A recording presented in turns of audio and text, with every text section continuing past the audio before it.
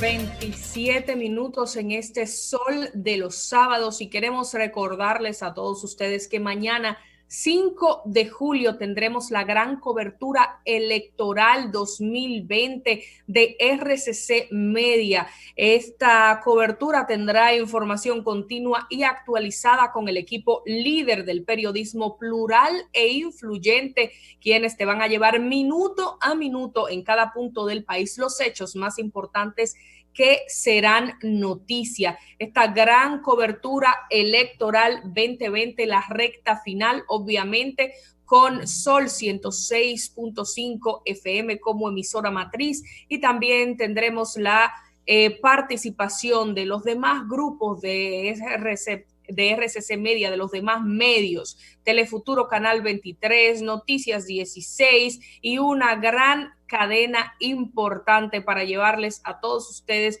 desde las 7 de la mañana toda la información de mañana 5 de julio, día de las elecciones. Pasamos, Pedro, con los chicos en cabina que tienen a un hijo de esta casa hoy como invitado especial. Bueno, el día de hoy tenemos a Yaxel Román, que teníamos una conversación aquí fuera del aire muy interesante. Nuestro amigo Yaxel, que bueno, nos trae una perspectiva, Yaxel, a ver qué tú crees el día de mañana. Sí, efectivamente, estábamos teniendo una conversación que nos aseguraron que los micrófonos estaban apagados porque ahí dijimos unas cuantas cosas que son muy calientes para la emisora. Yo vi que me lo van a subir ahora. Sí, después vienen y nos la cierran, mañana...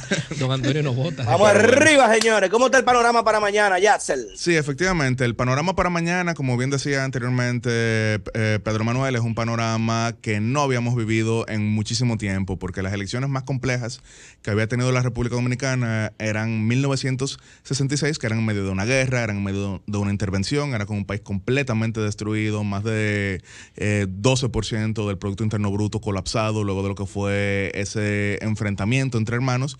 Y ahora mismo no estamos quizá en guerra al nivel bélico, pero sí estamos en guerra contra una pandemia que nos ha hecho tantísimo daño a nivel global, a nivel económico. Y 94, no lo dejé mencionar. Sí, efectivamente. Bueno, pero el 94... Crisis de la democracia. Sí, pero el 94 ahí no había una destrucción como lo que era una guerra. Sin embargo, en el 94 lo que se firmó fue el Pacto por la Democracia y que pasó algo interesante en el 94, que qué bueno que lo mencionas, y es que como acuerdo se pactó entonces la incorporación del sistema de doble vuelta electoral, y eso es algo que está en la mente de muchas de las personas que nos están escuchando ahora, por no decir que todas. ¿Y qué fue lo que llevó precisamente a ese pacto? Y era que, bueno, entre las elecciones de 1986, 1990 y 1994, la diferencia entre los dos candidatos principales era 2%, 1.7% y 0,9%. ¿Y qué sucedía? Que entonces quien era electo presidente tenía generalmente, como ganaba con 42, con 40% y con 35%, tenía cerca de o un 60% de los electores en contra o 70% de los electores en contra. Eso generaba muchísima ingobernabilidad, y entonces en una propuesta que fue precisamente del entonces Partido de la Liberación Dominicana Unificado, que fue una propuesta hecha por Juan Temístocles Montaz, por Danilo Medina Sánchez y por Leonel Fernández Reina, y Felucho Jiménez, ellos 4. Bueno, pero fueron mayormente ellos 3, o sea, y esto fue Danilo Medina que lo contó precisamente, claro, que ellos llevaron esa propuesta, y que entonces, ¿qué tiene de importante esto? Y es que para usted entonces ser presidente de la República necesita una mayoría absoluta de los votantes. Eso ayuda a la gobernabilidad porque quien recibió el voto de más de 50% se entiende que tiene por lo menos un apoyo un tanto pasivo, que puede llegar a más activo, pero apoyo de la mayoría de los dominicanos. Sin embargo, a diferencia de otros países que no necesariamente se tiene que llegar al 50+1, pero, por ejemplo, el caso de Bolivia, que hay que tener 10 puntos de diferencia, ¿no?, del próximo contendor. Claro, eso fue precisamente el gran debate en Bolivia, porque ahí tú lo que tienes que lograr es 40% y más de 10% por encima de tu rival. Correcto. Y algo bien interesante, porque por ejemplo vimos las elecciones de Uruguay a finales del año pasado, y ahí se fue a segunda vuelta, y algo que sorprendió a mucha gente, y es que el actual presidente... Pero también la diferencia entre votos entre la calle Pou y el candidato... y Daniel Martínez. Pero entonces, ¿qué pasaba? Correcto. Que la diferencia fue mínima, fue escasa, fue 0.32%, pero además pasaba lo siguiente, y es que el presidente fue electo con 48% en segunda vuelta. Uno se preguntará, ¿cómo es posible que entre dos candidatos uno saque 48%? Y es que Uruguay tiene un sistema en el cual tú puedes votar en blanco, no votar blanco, sino votar en Se blanco. formalizó es decir, la abstención. Bueno, un ninguno, ¿no? Un ninguno que se contabiliza, porque por ejemplo Correcto. ahora mismo usted puede viciar su voto el día de mañana, pero no se computa. Y yo creo que eso pudiera ser un debate interesante para la República Dominicana. Ahora bien, entonces, ¿qué panorama hay para mañana? República Dominicana solamente ha tenido segunda vuelta una vez en su historia, que fue justamente el año 1996. Previo a eso teníamos una partidocracia tripartita, y entonces de 1996 en adelante todos los actores políticos principales con vocación de poder lo que han querido es evitar tener que ir a un balotaje, precisamente porque comienza el juego de cero. Por ejemplo, nosotros somos quizá todos amantes de los deportes y sabemos que cuando se entra en tiempo extra, ahí comienza de nuevo el asunto. Y también está el tema del costo, está también el tema del trauma que puede generar una nueva votación. Y lo más cercano que habíamos estado de una segunda vuelta fue el año 2000, cuando Hipólito Mejía logró 49.87%. Le faltaban 4,000 votos para ganar en la primera vuelta, pero ¿qué sucedió? Que el doctor Joaquín Balaguer y Danilo Medina entendieron que como eso era tan cuesta arriba, porque debían unirse el 100% de los votantes de cada uno, no tenía sentido ir a una segunda vuelta, y eso fue lo que pasó. Pero del 2004 en adelante lo que hemos visto es que quienes han sido electos presidentes, Leonel Fernández 2 veces, Danilo Medina 2 veces, han ganado con mayoría absoluta. Ahora, ¿qué sucede? La mayoría de las encuestas apuntan a una definición de primera vuelta, pero en política solamente se sabe lo que pasó ayer y es muy difícil uno decir que eso vaya a ser justo lo que va a pasar. Así que yo creo que sería muy sano que los distintos sectores estén preparados para distintos escenarios, porque obviamente una cosa es el sesgo de percepción, pero otra cosa es lo que se materializa como realidad. Y somos un país que ha sido muy estable a nivel político porque, por ejemplo, Yuri mencionó el caso de Bolivia y esas elecciones recientes en el mes de octubre que terminaron en protestas enormes, terminaron en la caída del presidente, en el exilio del presidente, en entonces un establecimiento de un gobierno interino, pero también lo hemos visto en otras partes, como es el caso de Ecuador. Pero yo creo que la realidad de la República Dominicana y sobre todo de su clase política va a ser de mantener. Es lo que debe ser. Es el deber ser, correcto. Es lo que debemos hacer, ¿no? Es lo que debemos hacer, porque hay que recordar que República Dominicana, si bien ha tenido mucha estabilidad en el último cuarto de siglo, pero previo a eso teníamos muchos estallidos sociales, las protestas del año 1991 de que se vaya ya, también por ejemplo todo lo que fue la crisis entre el 86 y el 90, la propia crisis del 94 que mencionó Guarocuya. Entonces lo importante es que eso se mantenga y no que sea un recuerdo feliz, bonito y glorioso, sino que sea la realidad. Así que yo creo que hay que tener una dosis de humildad y al mismo tiempo también una dosis de realismo. Yo no creo que el hecho de que la mayoría de encuestas hayan apuntado a un lado específico tiene que decir que uno se sienta ya ganado, pero tampoco tiene que decir que otro se sienta ya perdido, porque hay ganadores de encuestas y hay ganadores de elecciones, pero será la audiencia... Que son dos realidades distintas. Sí. Claro. Román, sobre eso. Pero una última cosa, será la audiencia de este Sol de los Sábados y de Claro Mucho, el país completo, que definirá cuál será la realidad el día de mañana, una realidad que va más allá de la presidencia de la República, porque también estamos votando por primera vez de manera libre por el Congreso. ¿Y a qué me refiero de manera libre? Y es que anteriormente uno no podía votar por una candidatura a diputación de un partido y candidatura al Senado de otro partido. Mañana se puede. Sobre eso, Román, tú has tenido una maravillosa experiencia que has viajado a una veintena de países, has observado 29 elecciones en 23 países. Tantos procesos electorales en tantas naciones fuera de la República Dominicana. En base a tu experiencia así, que has tenido de campo, ¿no te es preocupante, sénos honesto, confianza, no te es preocupante que no todos los actores políticos que aspiran a ser presidente han anunciado o pactado que respetarán los resultados que la Junta Central y los 150 observadores internacionales darán? Bueno, también hay que recordar lo que es la tradición en República Dominicana. Yo te hago una pregunta, Guarcuya.